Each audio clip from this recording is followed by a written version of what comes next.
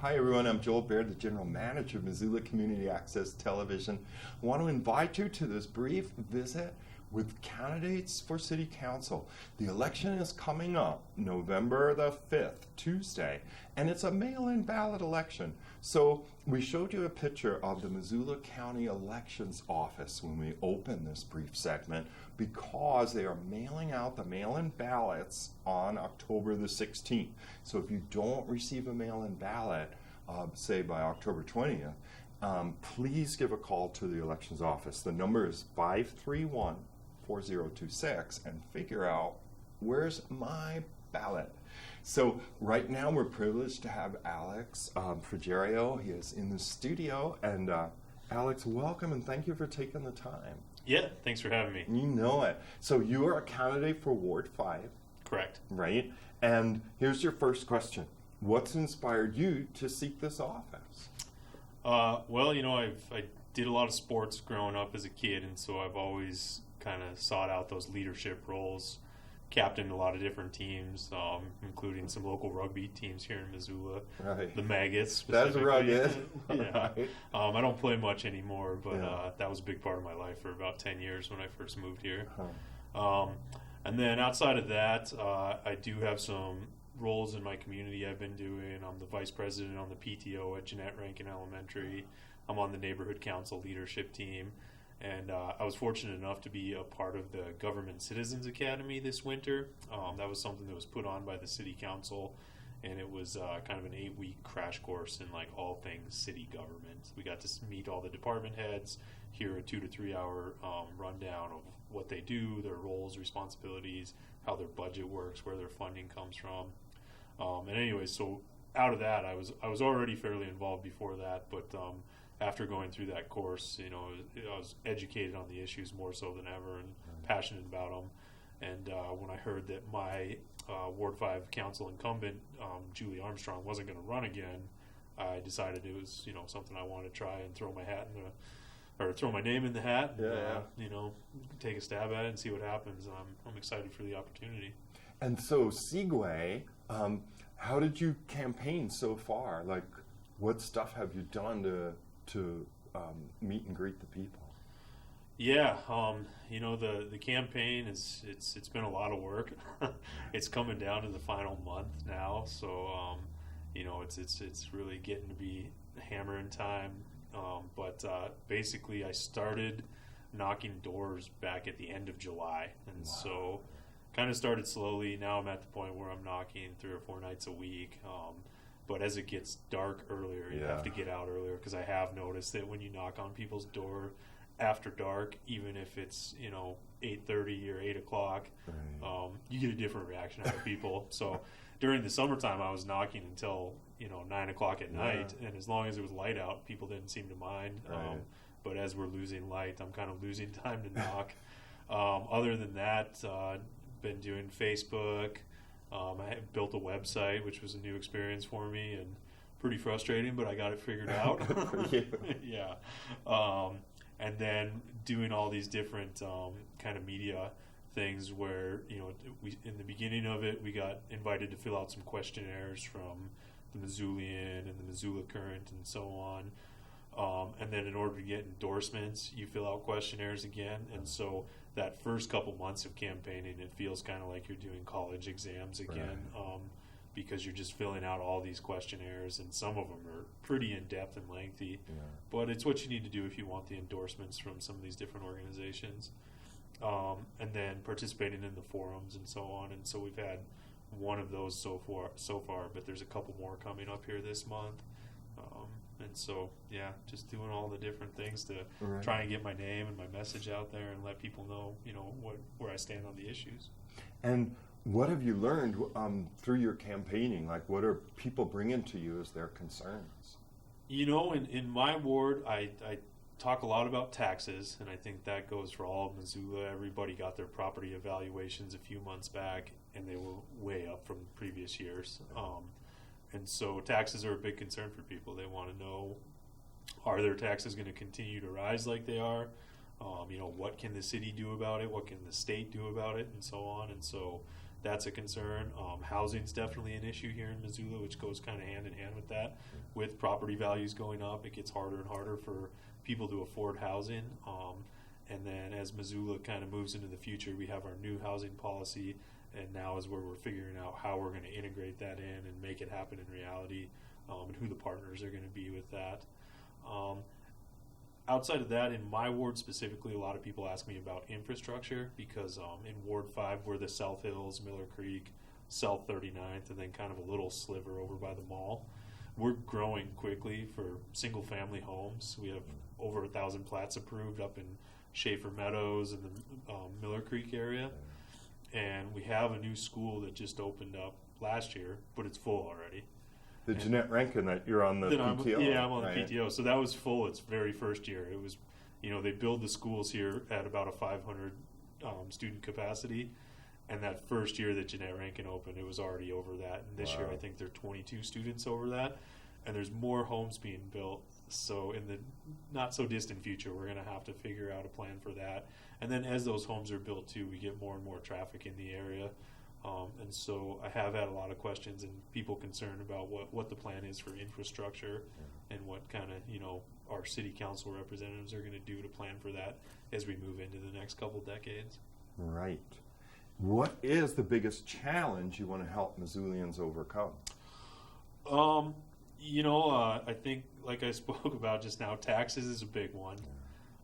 And there's a lot of candidates out there right now that are promising to lower taxes. That's not something I do. I feel that when you look at our budget, our city budget, there's not a whole lot of wiggle room there where we can make big drastic cuts, which are going to result in big tax reductions for homeowners. I'm all for looking at the budget and trying to make cuts where they can be made, and if we can trim it up and make it more efficient, I think that's a good thing. But in the end, I don't think it's going to result in a lowering people's taxes by a significant amount. What I do think will help is if Missoula can lobby the state and someday get a local option tax. It's something they have in Whitefish currently, they have it in Red Lodge, and in those communities, they see real property tax relief from that tax. In Whitefish, 25% of that tax goes towards property tax relief. And so everybody that lives in the city of Whitefish got a voucher last year for their taxes and saw a real reduction in those taxes. So personally, I think if we can accomplish that, if all the cities can band together, city councils can band together, and we can get our state legislatures to adjust the rules on that so that every city in Montana can have that as a ballot option that their citizens either choose to vote through or not vote through. I think someday if I can see that happen and we see that tax go in effect and we see people receiving those vouchers and getting that property tax relief, that would be a real win, for everyone. And the local option tax, that sometimes has been referred to as the tourism tax, is it? Yeah. Where they'd say so many people come to Missoula in between the parks during the summer or whatever it may be, and they make a lot of demands on the infrastructure that the people that live year-round then have to provide. Exactly. So the Missoula Tourism Board this year, between April and August, they estimated that there was $307 million in tourism spent here in Missoula. Yeah. Every year in Montana, we get 12 million out-of-state tourists. And so all these people are coming to Missoula, coming to Montana, and they, for good reason. It's beautiful here. Yeah. Everyone that lives in Western Montana knows exactly why people want to travel here. It's the last best place. But yeah, they drive on the roads, they use our parks, they use our infrastructure. If they have an emergency, they call the police. If, the fire trucks, all these things are available to them, just like they're available to everyone else in Missoula. But in the end, they don't pay for it. Right. So we all end up footing that bill for everybody that comes here, including all these tourists. So if we could grab a little 3% piece of all that tourism money, then we can put that back in any way we choose. The state legislature stipulates that 4% of that has to go back to property tax relief, but the cities can choose. It's a minimum of 4%. So like I said, in Whitefish, they chose 25% to go towards property tax relief, and 65% goes directly to road maintenance. Yeah. And so Missoula, as a city, through public input and feedback, we could put together whatever we thought was best for us. You can choose what what things are taxed: hotels, rental cars, restaurants, open liquor, or which things are not taxed. And then how much of that has to go back to property tax relief. So in my mind, this is a great way for us to grab a piece of that economy. And in Western Montana, the two fastest growing industries are tourism and tech. And so what we need to do is kind of adjust the way our taxes are structured so that we can get a little piece of each of those. Because right now the Montana state tax structure it's placed in a way where it was getting money from various extraction industries, mining, timber, lumber mills, things like that used to work out great when all those were around. But now that we don't have those types of industries anymore, the property tax burden is placed on property owners. Yeah. Question 4. What are some of the great opportunities City Council can help Missoulians realize? Yeah, that's a good question. I was trying to make it optimistic. Well, and I like this question because, like I just said, if the City Council could solely figure out a way to lower your property taxes in a big, significant way, then that would be great. Yeah. But it's only a third of your tax bill, and there's only so much wiggle room in there. So, like I said, I don't go out there making that promise to people because I just don't think it's something I can keep. But as a city council, the things that we can affect with the policies that we put in place are all the services that Missoula offers, and then the way that Missoula grows in the future. And so, like, one of my favorite parts about Missoula are the parks. I have a 6-year-old daughter. You know, from the time she was a little baby until now, parks are a huge part of our life. When I was in my 20s and I didn't have any children, I didn't realize it so much. I think I always thought it was great that we had these trail systems and you could ride your bike and get around Missoula so easily. Yeah. But once you have kids, those parks become kind of a vital part of your life because it's a way to get out of the house, take your kids somewhere where they love to be, and it doesn't cost you anything. Yeah. You know, every other activity you do with kids is pretty expensive. Right. But that's kind of one way that you can take them out and enjoy the Missoula without having to pay for it, or at least you already paid for it through your property taxes. Yeah. So that's one thing City Council can do, is just, continue to grow Missoula in this way that it has been, where there's a big emphasis put on parks, outdoor space, trails, and all these things that, it seems like Missoulians kind of love. Another way that the City Council, some of the opportunities they can provide are some of the things that are a little less noticed, like arts.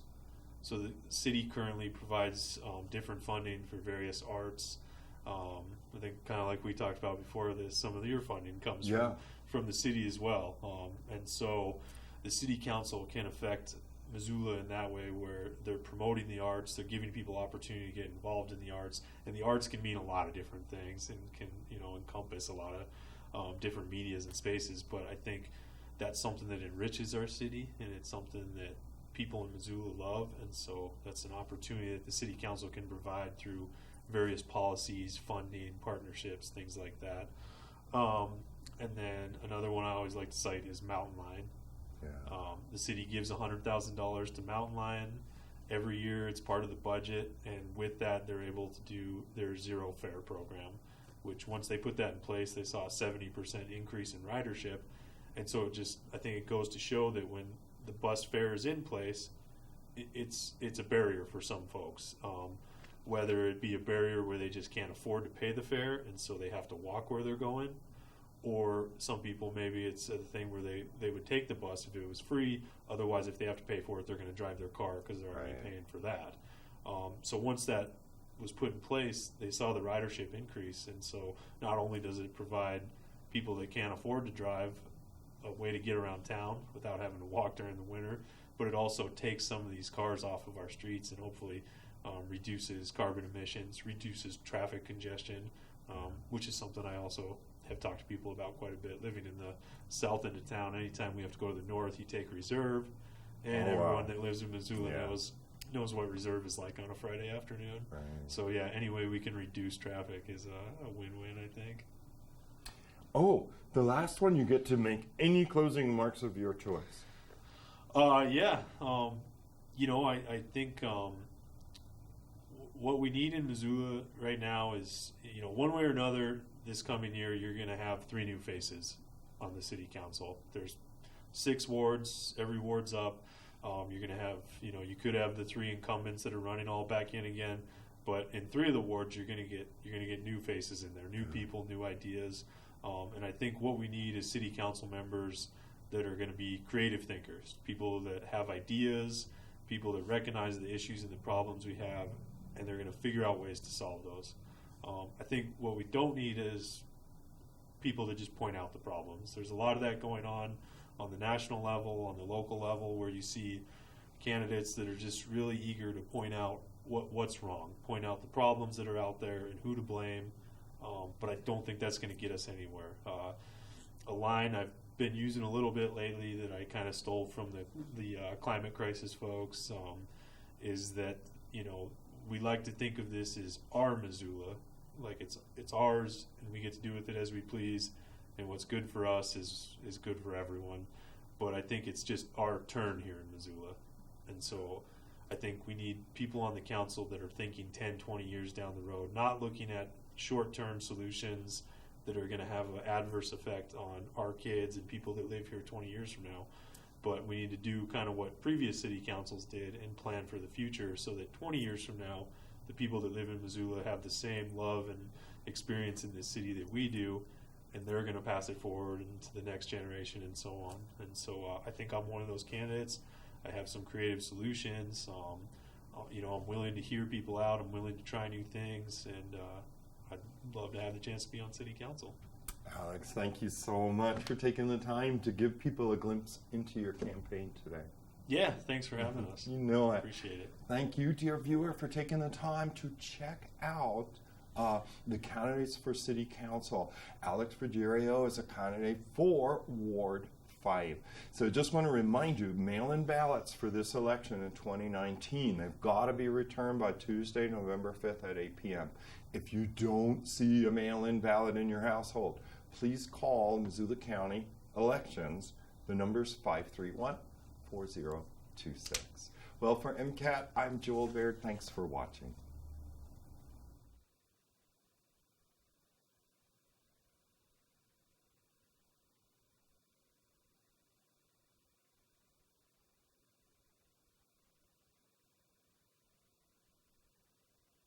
Of the newly improved and the new Jeanette Rankin Elementary School to do like something for the district, you know, like a 10-minute walk trip. Yeah. That school.